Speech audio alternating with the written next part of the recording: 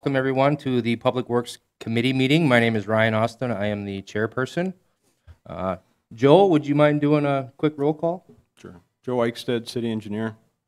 Paul Vollert, Public Works Superintendent. Go ahead and introduce yourselves. Sherry Evanson, District 5, Public Works. Dennis Pollock, member of the Public Works Committee. Okay, item number 1 is call the meeting to order. So the meeting is now called to order at 5:01 p.m. Item number 2, review engineering and street department monthly activity reports. Joel, you want to go first? So for the month of April, certainly with the little bit better weather that we have, quite an uptick in permits and permit reviews and utility construction activity occurring in the city. We have, with utility work, a lot of activity on West Jackson Street right outside of City Hall here has started, and that's ongoing. In addition to that, the city's sewer contractor has been in town and working on sewer lining, and they should be complete here in the next week. In addition to that, of course, our city crews have started work. And then we've had a retirement in the engineering department. Scott Tagg, civil tech, has retired after 27 years, so I'd like to wish him a happy retirement. And that concludes the engineering report. Thanks, Joel. Paul? Okay. As Joe has said, our construction crew started our first construction project for the season on April 4th. We completed all the underground utilities on Cherry Street and are now working on Smith Street to the south of Cherry Street. And actually, as of today, we completed the underground utilities between Spring Street and Cherry Street. So we'll be working in the Spring Street intersection next week. We also started a small little project over on Rosecrans Street between 9th Avenue and the railroad tracks. Hopefully have some cleanup to do on that with paving to be done next week on that little project. We did try something different this year with our asphalt maintenance, the mill and fill program that we do. We actually milled 14th Avenue and Coon Avenue last week on Thursday, trying to beat some of the major highway work. And the paving on 14th Avenue was completed today, with Coon Avenue to be done tomorrow morning. So some of that has changed because we were hoping to get it paved earlier in the week, but the weather and some plant difficulties changed that on us. So we're just getting that completed towards the end of the week instead of first part of the week. Other activities that we completed is we have completed sweeping the street system completely one time for the year. So all of our winter sanding and everything like that is picked up. And all of our sweeping of the islands and things like that have also been completed. We are working on West Grand Avenue doing our crack filling. That was completed earlier in the week, and now we're out on Highway 54 from Home Depot out to the north city limits of 28th Street. Trying to get those areas so that we don't have joint issues later in its life, and then we'll be going out on A Street after we're completed with that on trying to get that done, working with Wood County Highway with that work. We will be working with Wood County Highway to try to get some of our sanitary failures that happen throughout the winter months blacktopped in here in the middle part of the month coming up. And then starting just our regular general maintenance activities and things like that. As far as the sign shop goes, we have completed all of our winter damage signs. You know, a lot of signs that get hit, we put V-locks in the concrete, so we have to do a little bit more extensive work. So that all should be completed as of this week. We continue to update the no parking ordinance, you know, going through and updating signs and doing whatever we need to there. And then working with our construction crew, making sure that we're staying in front of them. Our shop, we finally took delivery on a lawnmower that we ordered in November of 2020. So we got a computer for that, so that'll be operational this spring. We also took delivery on a used grader that we had approval to purchase. That came in last Friday. So getting those two pieces of equipment to go out is what's going on there. And also then starting the switch from winter to normal construction season, taking the plow brackets off of things, winter or summarizing the plows, sanders, and things like that. The Parks Department is doing some updates at the zoo. They're going to be putting a kangaroo. And so we have some staff that's pretty talented at fabricating that did some fabrication of some steel fencing and things like that for projects that they wanted down there. So that stuff has been completed, as well as doing some maintenance on some other items that we use throughout the season. I believe that's everything I got for you guys. Thanks, Paul. Good to see you guys hitting the ground running. Any questions by committee? Oh, Sherry? The transportation utility, Joe, I know you had talked last month or the month before that you guys were putting together a list, and I know, reading the report in there.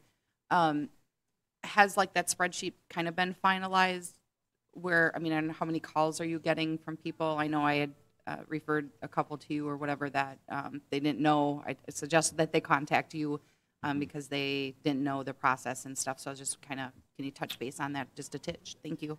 Sure, certainly. So quick update with the transportation utility.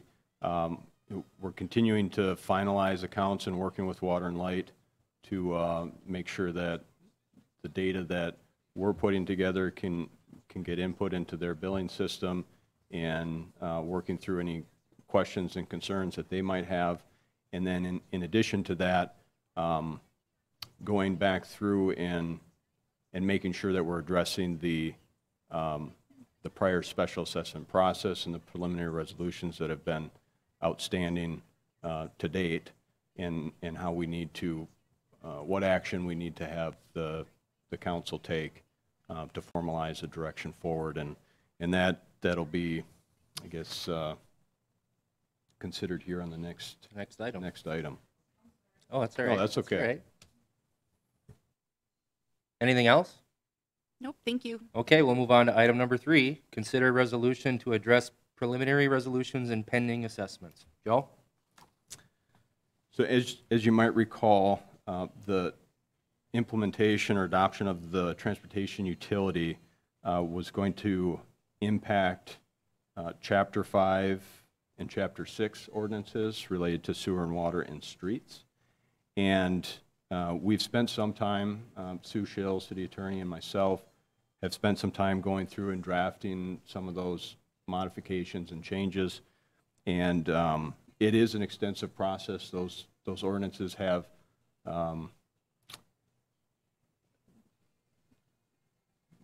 lots of things in them that we should take a look at and consider modifying the language, and there's lots of pieces there. So it's going to take a little bit more effort than we originally anticipated.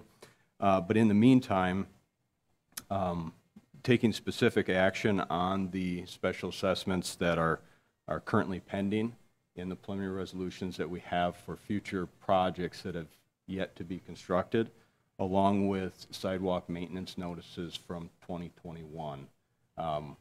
We still need specific action to be taken on those. That will basically revoke all of that former action, and we've drafted a resolution to take care of all those items. That's included in your packet. And so it's broken into 3 different sections. The first section being preliminary resolutions that have received improvements but have not been noticed of the assessment report. So that would be projects such as Jefferson Street, 11th Street, 18th Avenue, and 15th Street from calendar year construction season 2021. And then we have a list of preliminary resolutions for upcoming improvements. These would be preliminary resolutions that were passed years prior that were in preparation for future projects yet, such as Cherry Street, which we're currently working on, and Smith Street, Fremont Streets, Oak Street, that's a 2023 proposed construction, West Jackson Street, 9th Avenue, Apricot Street, and Rosecrans Street. And then lastly are the sidewalk maintenance notices for work that occurred for sidewalk maintenance in 2021. And all of the parcel numbers are listed in that resolution. And this action on this would revoke all of that prior action. And so we wouldn't need to proceed to prepare assessment reports or do assessment hearings or final resolutions. Thanks, Joe. So in a nutshell, this is a formality, if you will, to kind of approved holding off on these assessments. Well, not necessarily holding off, but revoking them, like Joe said, and then transitioning into the utility where those funds will be generated there. So, any questions by committee?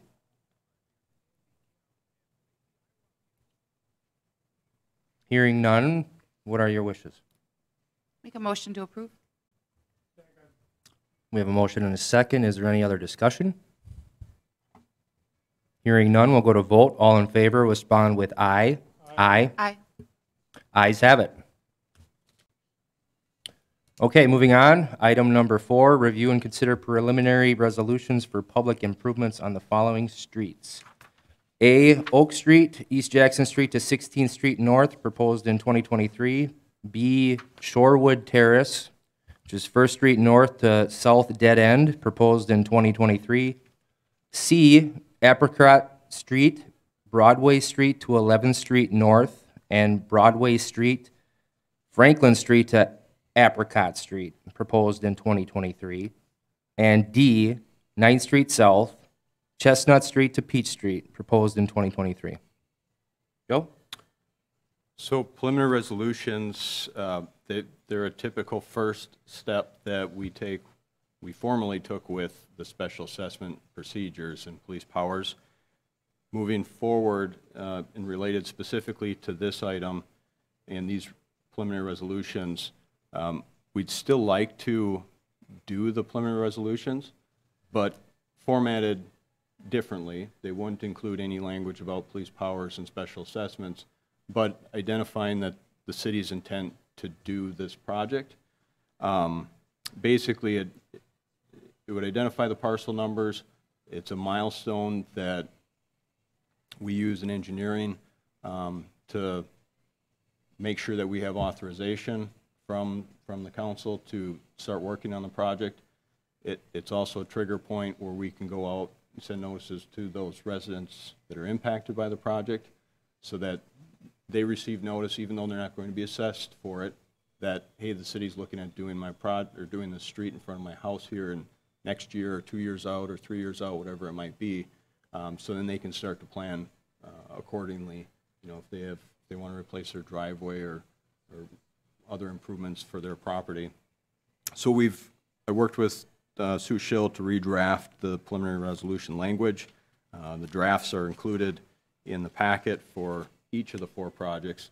2 of them, Oak Street and Apricot Street, were previously done, and we've, I guess, if the past agenda item just revoke those, and then I guess we'd be replacing them with the new preliminary resolution, plus the addition of ones for Shorewood Terrace and 9th Street.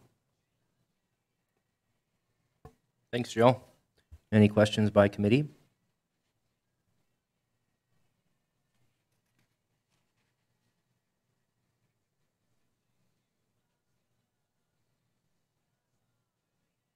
Hearing none, what are your wishes? Make a motion to approve. We have a motion and a second. Is there any further discussion? Obviously, I think it makes a lot of sense going through this process. Like you said, Joe, it gets the ball rolling.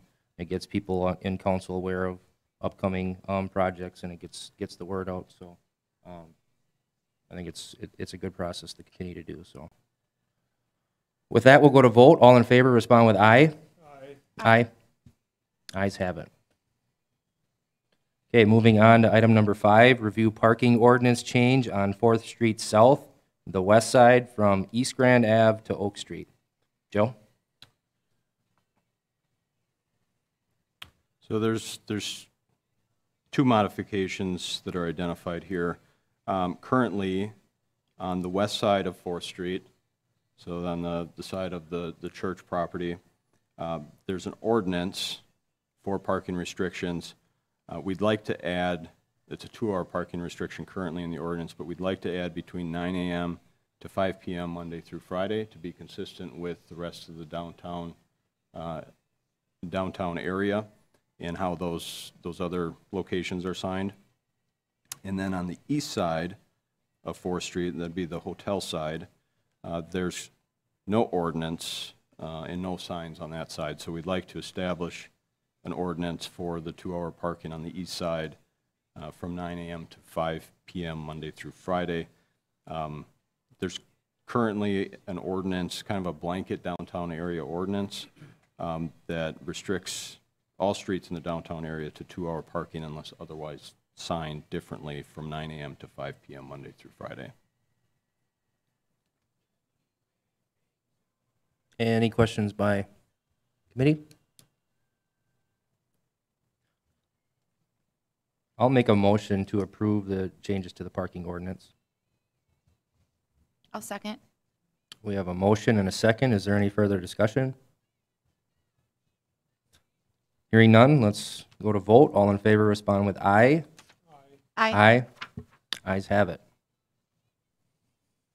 On to agenda item 6, review parking ordinance change on 7th Street South North, the east side from Wisconsin Street to Baker Street. Joe? So with the recent ordinance changes, the big overhaul that we did a couple months ago, the east side of 7th Street North was previously signed with no parking signs. And so we updated the ordinance to reflect that. And seemingly what we have found out is that those signs that were out there may have been in place to restrict parking in front of the 2 driveways that are real close together on the east side. And as such, I realized that was likely the case, that we would look to change the ordinance again for this section to eliminate the parking restriction on the east side altogether. That the signage for the driveways wasn't necessary, as parking is currently illegal in front of driveways, and so having that prior signage on either end of those driveways, I guess, would be somewhat redundant and not necessary. So we'd like to eliminate the parking restriction on the east side of 7th Street from Baker to Wisconsin. Thanks, Joe. Any comments by committee?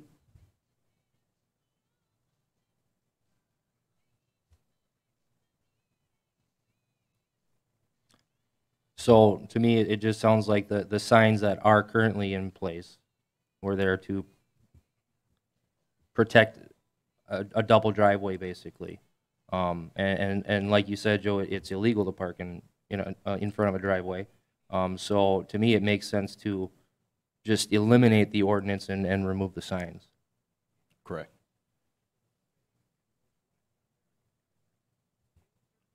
So I will make a motion to do so. We have a motion and a second. Is there any other discussion? I just have one quick question, and I know, Joe, we were kind of talking before about, like that one property over by, I believe it was over by Taco John's or whatever, where the parking was narrow, or by the rafters, kind of behind East Junior High School there, over that way, where the signs, where the yellow painted curb or whatever, because the people would see that and not park in so close to their driveways. I don't believe the signs, I believe this is a good idea. I just wonder if initially it was that way, just because if people see the sign, they don't park there, not knowing that they're not supposed to park there. But just wondering if that was possibly an idea back then. Yeah, I'm sure that they had some situations there, either either with a business or perhaps I don't know if that's a church property there, you know, where people were trying to fit in and they'd encroach a little bit too close on the driveways, which resulted in concerns from the property owners trying to get in and out.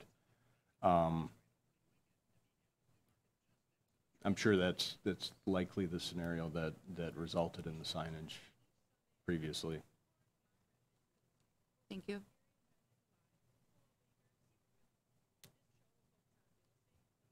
Okay, so we have a motion and a second. Any other discussion? We'll take it to vote. All in favor, respond with aye. Aye. Aye. Ayes have it.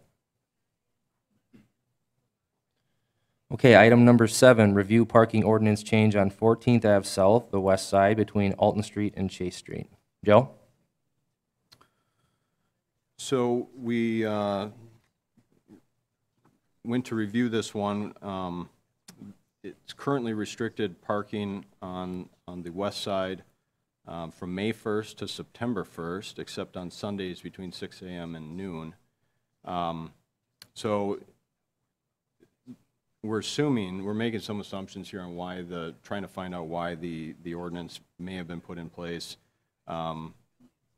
Likely related to activity at Mead Field, perhaps with the ball diamonds. We did take a look and research some of the existing municipal code resolutions. The ordinance has been in place at least since 2005. And certainly I think at this point there's at least lesser activity there proposed in 2022 than in former years.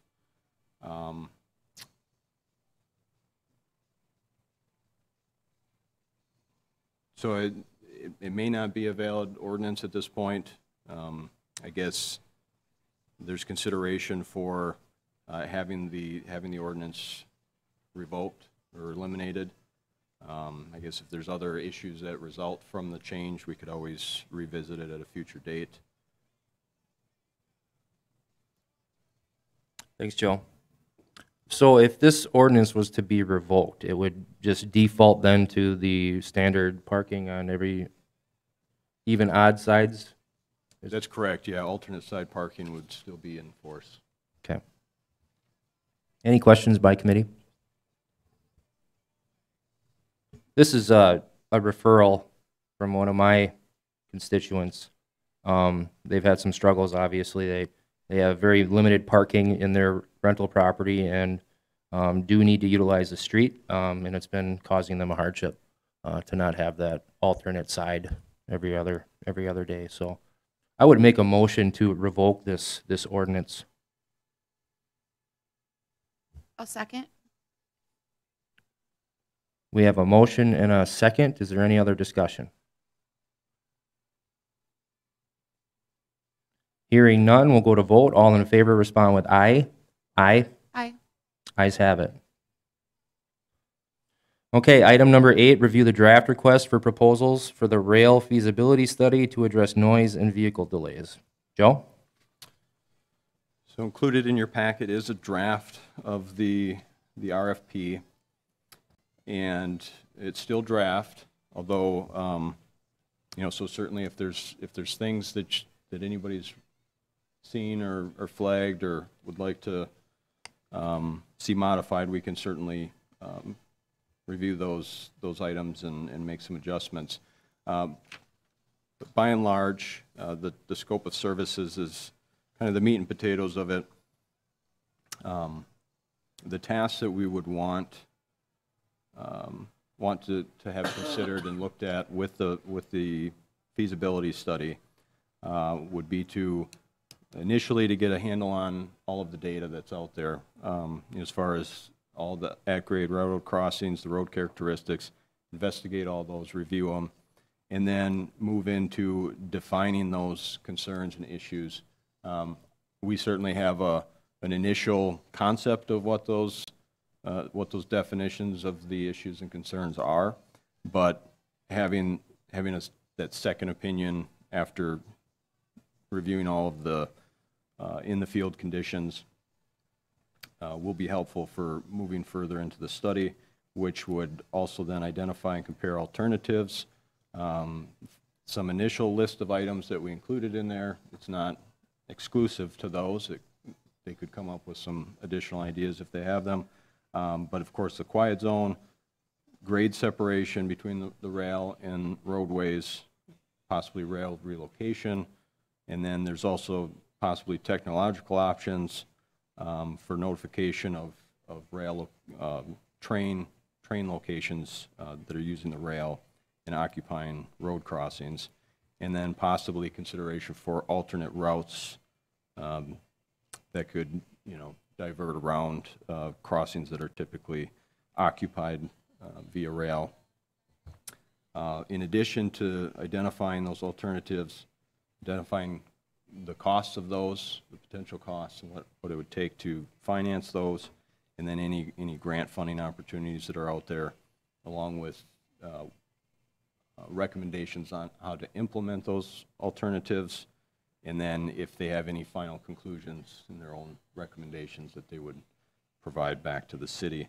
In addition, the fee that was proposed, set aside for this work is $20,000.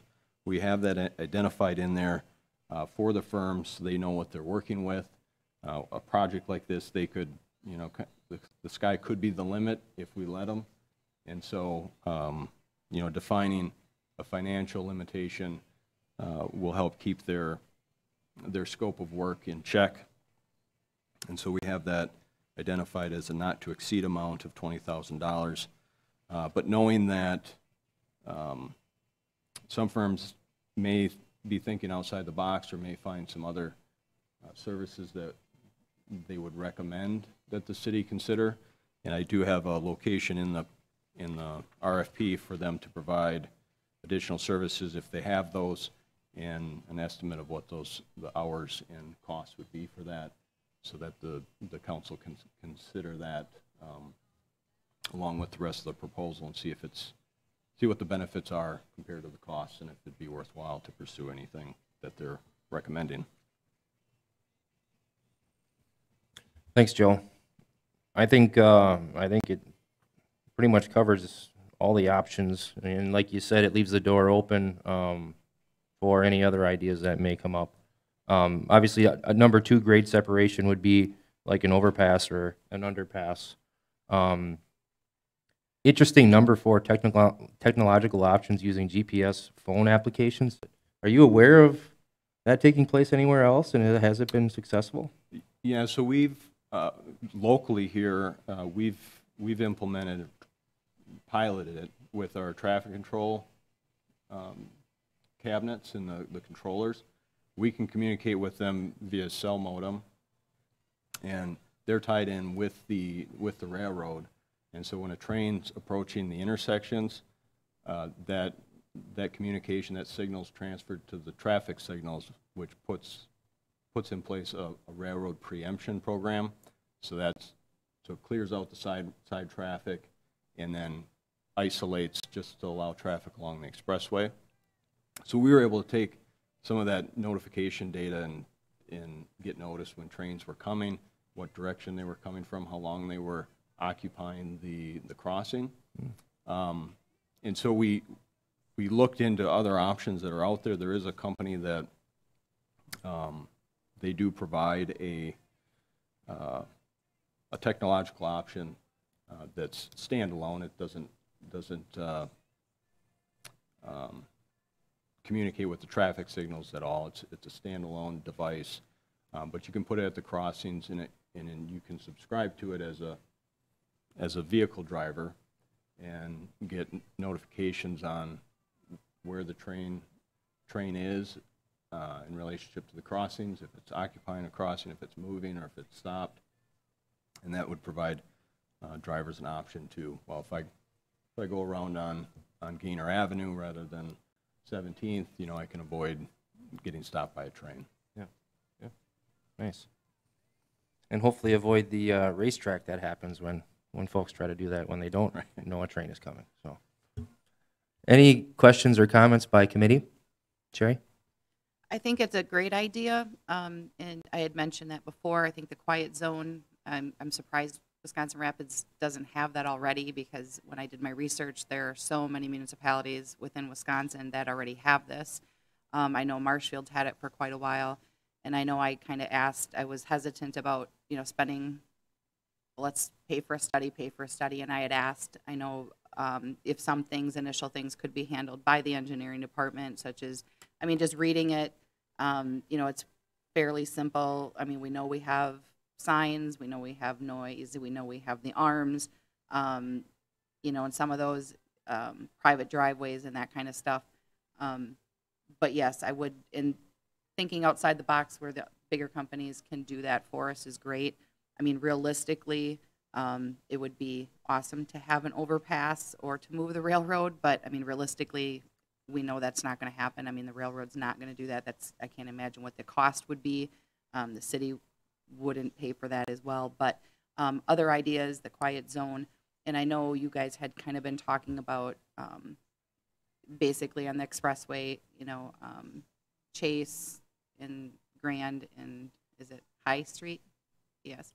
I know I've had some complaints also, along First Street, Kingston Road. There's other things as well, but it would be interesting if we could grasp the concept of those quiet zones, because there are many residential areas not on those 3 streets off the expressway that are a lot closer in our district, where they're very close to their homes. Yeah. And so that would be a really good option. And is that something that, like if we give them the initial 20,000 and they're going to kind of give us options of what we could do or this or that. I wouldn't want them to spend all their time thinking of how we're going to move the railroad, where I would rather have, something more realistic, those kinds of concepts that, we're kind of looking at going this direction. I would kind of be concerned with that, because I'd want something more realistic with that. And the GPS concept is really awesome. I know you said the citizens could subscribe to that, so there's not a racetrack going on. It's like, oh my God, the train's coming in 15 minutes. I got to go right now. Is that something that they'd have to pay for? Do you know? I know you don't know a whole lot about that, but I think if we had something, off of our city website, Facebook, whatever, I think that'd be a great option. But I just didn't know if it's something that they'd have to pay for or not. Thank you. I'm not sure of the costs associated with it, or how it all works in detail. But certainly there are pros and cons to all the options. We've done a fair amount of work on the quiet zone, preliminary work, identifying what's supplementary safety measures and alternative safety measures that we could employ at each of the crossings and what those costs might be. But we haven't ever compared that to some of the other items in the list.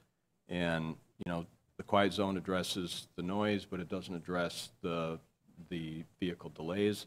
And similarly, or alternatively, the technological option, that could be used to address the delays, but it doesn't do anything for the noise. And so with all of them having a cost to them and a certain amount of pros and cons, getting them all packaged up maybe would help to provide some clear direction as which ones does the city want to strike off the list, that they're not feasible, they're not something that we want to pursue, but hey, maybe this other option is something that addresses both the noise and the delays and has a feasible way to get there and provide that direction back to us. Correct me if I'm wrong, Joel. The quiet zones require a certain length of track in order to be established. Yeah, you need at least a half a mile of track to establish a quiet zone. And so you could pick, so from Chase Street to High Street, you could get a half mile there, but then they'd sound their horn at Fremont Street and then again at 17th Avenue. And with each additional crossing, there's additional costs. And I think some of the information that I had shared, at least with you, Mr. Austin, previously, and I'm going to share it with the firms as some background information that we have, what some of those preliminary costs were. Any other questions by committee?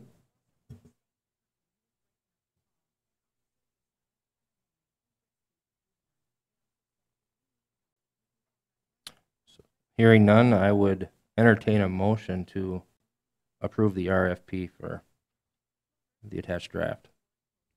I'll make a motion.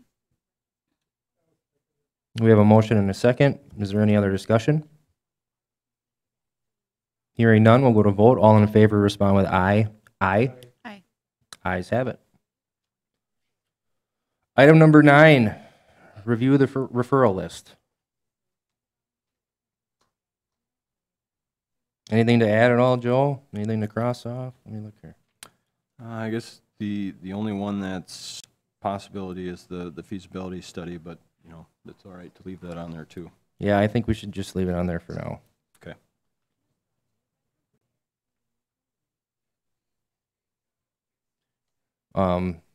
8th Street, do we have an idea of when the reconstruction work is going to happen? So the section that was approved was for 2028 with a possible advancement up to 2026. As far as I'm aware, it's still at the 2028 timeframe.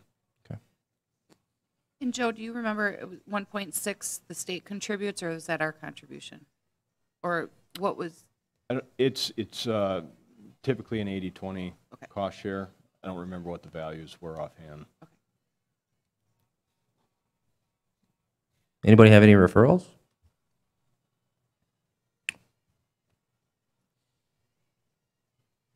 I just have one question, Chairman. For number 2, for the city's overnight parking ordinance, I know we had discussed that in council quite a few nights and stuff like that. Was there anything that was outstanding that we're leaving that on for, or? I don't know if it was resolved as far as calling in to PD in special circumstances or not. I know it kind of went back and forth, but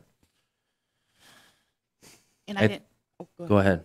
I just didn't know, I know the bigger cities have this and maybe some of the smaller ones, they have on their website where, you go in and say, this is where I'm at, whatever. And I don't, in the techie world, how that all goes through where the police can check it to make sure that you had entered something in for those, oddball situations, Mhm. The parents are coming to visit for 3 days or, or something like that.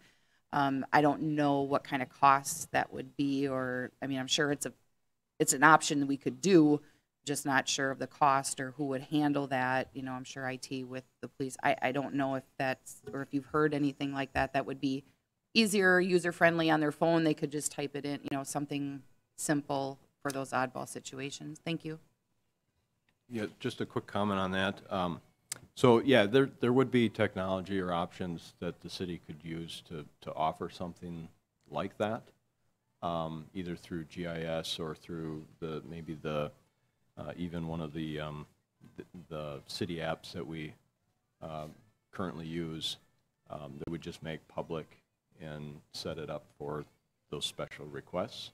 But certainly it'd be something that we'd want to review with the police department and see what would work best for them. I don't know how many calls they currently get. If they get a lot of them, then having something set up where it can just get submitted and reviewed that way would be much easier than taking all the calls and trying to document that information. But if they get a call or two here and there, and they're otherwise managing it well, the extra effort to provide it may or may not be beneficial. I'm not sure. Yeah. Well, I think it might be worthwhile to maybe throw this back on the agenda in the near future and get the chief in here and find out what the call volume is like, and if it's something that they're able to handle, maybe this item goes away, and if it's something we want to look at possibly doing something virtual or online. We can discuss it then.